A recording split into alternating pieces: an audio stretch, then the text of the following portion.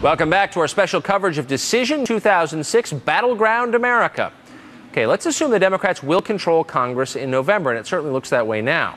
Now let's imagine a world where people like Nancy Pelosi and John Conyers hold the future of our nation in their hands. Here to help us ponder that terrifying probability, our old pal from Air America Radio, Rachel Maddow, joining us from New York. Hi, Tucker. Rachel. Nice to see you. Great to see you.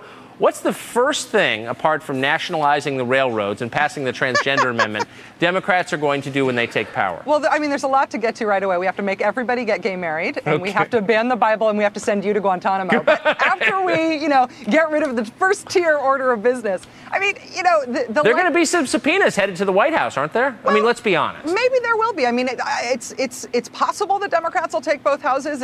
It's likely, I think, that they'll take one house. That's not such a crazy situation. I mean, since Bush has been president, there was a period of time when the Democrats controlled the Senate and the world didn't end. It's not like the entire country or even our entire political system will change. I don't think you should expect a dramatic change in governing. No, I don't. And it'll still be, I mean, look, one thing Republicans have sort of learned and should have learned a long time ago is it's very hard to govern with a small majority, and Democrats will have to face the same problem, and everybody knows the drill. But the subpoena power, I believe, is a big deal, and there's quite a bit of pent-up frustration on the left, certainly on the activist left. People are really mad at Bush, which is one of the reasons Republicans are about to eat it in the midterm. So I'm serious. There are going to be investigations instigated by House Democrats. Will there not be? Well, I mean, it's possible that there will be. I can't say that there will or won't with any certainty, but I do think that you have to consider what it is that Democrats are running on. Democrats are running right now trying to make this a referendum on the incumbent Congress. They know that if they do get one or two houses of the Congress, that it's basically an audition for winning the White House back in 2008.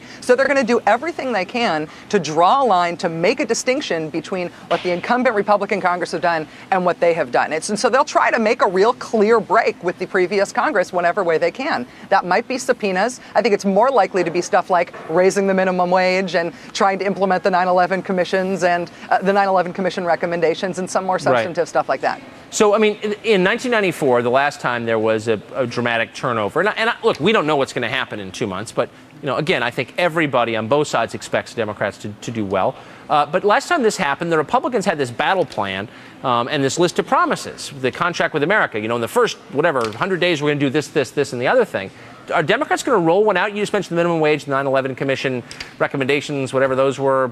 Is that it, or anything else? Well, I mean, the awkward thing about the legacy and the analogy of the Congress with the contract for America history is that the Republicans didn't actually do any of those things they said they were going to do. They didn't keep any of those promises. No, actually they did. I mean, some of them, maybe you could say that some of them weren't worth doing. I mean, there were a lot of procedural changes. Yeah. But they did. I mean, they actually did do them. And whether they made a difference is another question. Are Democrats going to promise to do something in the first 100 days specific, do you think? Well, it depends on how big their majority is, and it depends on whether they get both houses of Congress. But I do think you should watch for a rise in the minimum wage, at least trying to get that. Yes. I think you should watch for a rise in gas mileage standards. I think they will try to get that and try to make that into a national security dependence on foreign oil issue. I think you should watch for trying to implement the 9/11 commission recommendations, and that means some very specific national security stuff. Some pet issues of the Democrats on national security are trying to get shoulder-fired missiles off the markets around the country, trying to deal with chemical security, which is chemical plant security, which is still not regulated at all. I mean, they've made some promises about those 9/11 commission recommendations that are very substantive. And give me just in 20 seconds, Howard Dean all of a sudden will be in control of a governing party, an actual governing party. Even you're upset by that possibility, are you not? Let's be honest. Well, I mean, who's scarier, Ken Mellman or Howard Dean? They're both boogeymen. Oh, come on. Anybody standing in the middle of the country looking at both those guys has to be equally scared by both of them. I mean, Dean has been made into this boogeyman. Everybody tries to make his Iowa scream, his whole legacy politically. But Ken Mellman is kind of frightening, too. I mean, these guys end up running the political party. They don't end up running the country. Rachel Maddow, who will end up running the country should the Democrats win. So keep that in mind, America. Thank you, Rachel. Thank you, Tucker. I'll be sending you to Guantanamo when I am in charge. Our coverage of Battleground America continues in just a moment.